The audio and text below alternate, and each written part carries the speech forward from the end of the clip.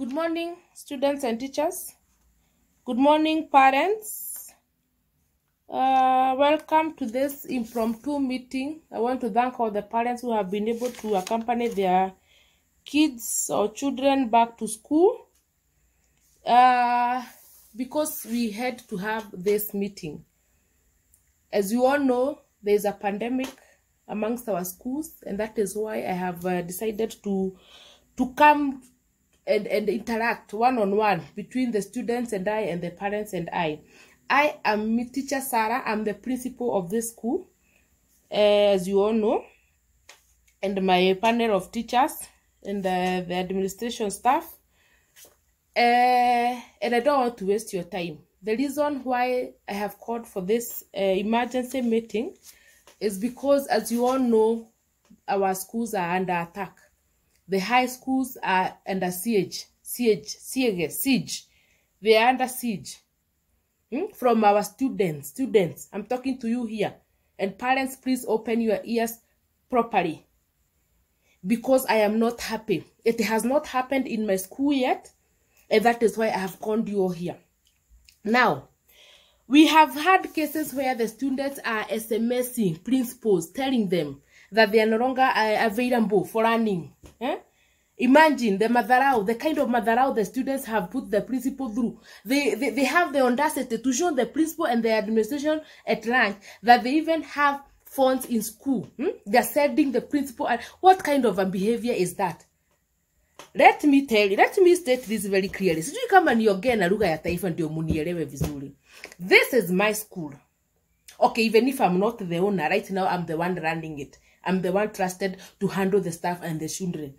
Whoever, and please mark my words, because this is not a joke.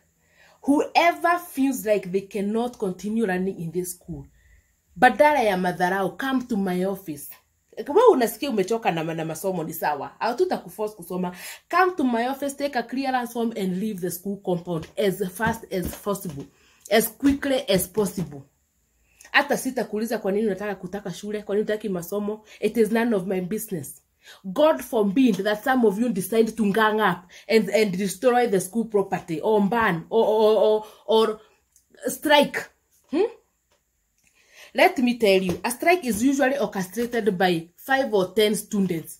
Out of this over 600 students here, not everyone wants to go home. Not everyone is tired of standing. So nyinyi wawili watatu wenye munasikia hamutaki masomo ni sawa. Hakuna haja ya kuforce mtu. Munasikia parents, hata msichana mtoto wako kwambia hataki masomo ni sawa, anakusevia pesa. Somesha wenye wanataka. So if you feel like you don't want to read, you don't want to study, it is well and good. Take your things and go. In fact, don't even take them. See, they are books.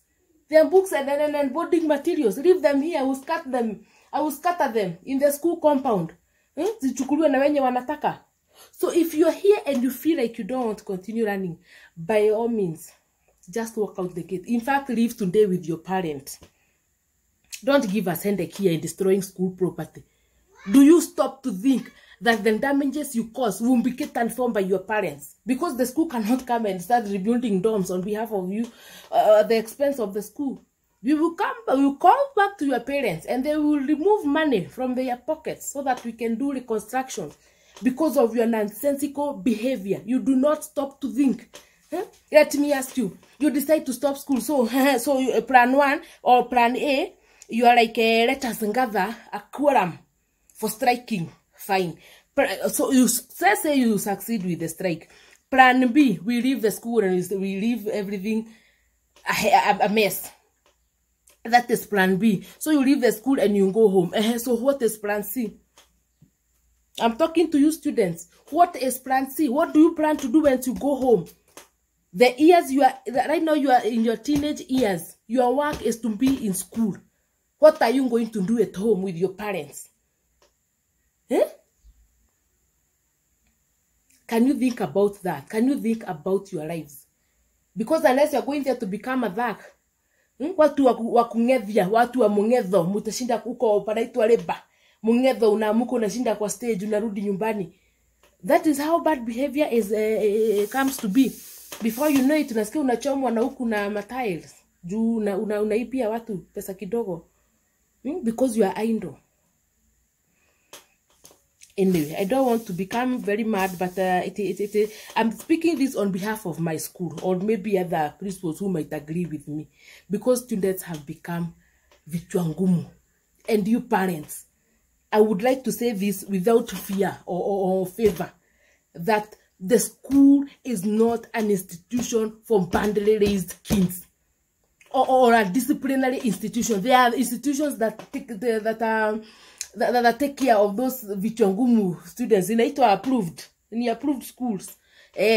Wako. So kama unajua mtoto wako ni kichwangumu, peleka yeye huko. Usitulete headache shule. Kama amekushinda wewe na ni wewe mzazi wake, sisi tutamweza aje?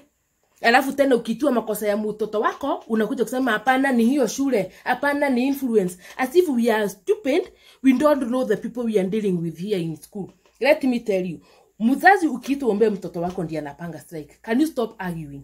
We have done our investigations and we know the banned scenes. Even right now, I can pinpoint a few people here who I know can orchestrate a strike, or who are prone to bad behavior.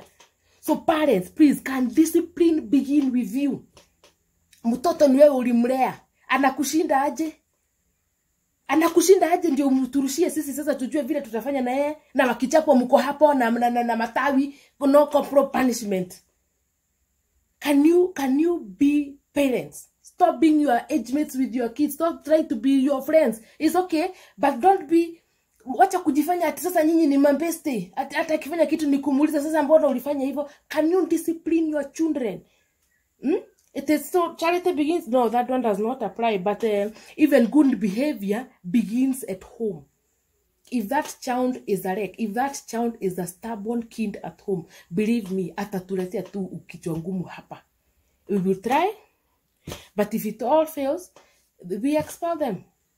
Hakuna haja ya kushinda tukibembelezana na mtu mmoja na tuko na roli mzima ya wanafunzi tunataka kufunza. So can we begin these things at home? I don't understand how mtoto anatoka shule na kuja na kuambia ati wameambia principal hawatasoma. Aje? How? In what world? In whose school?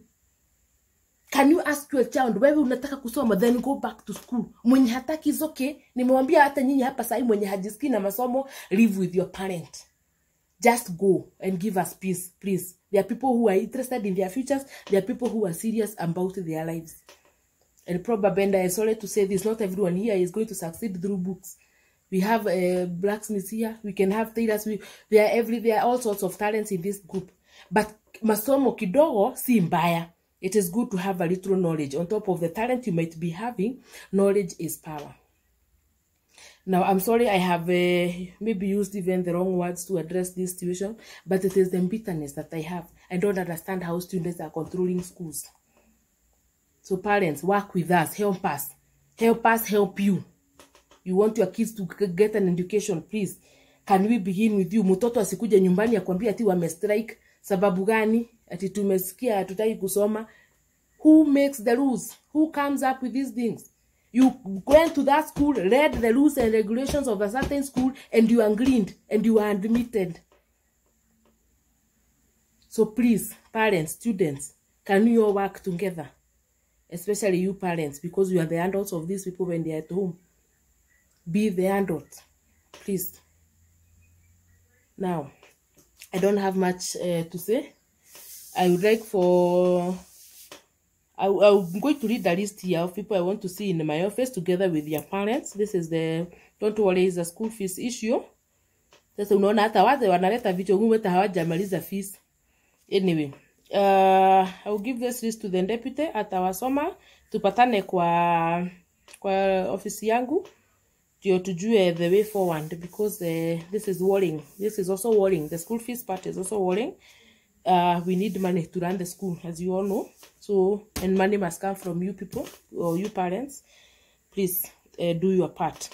So, Deputy, Karibu, please emphasize on what I have said, and maybe things will get better.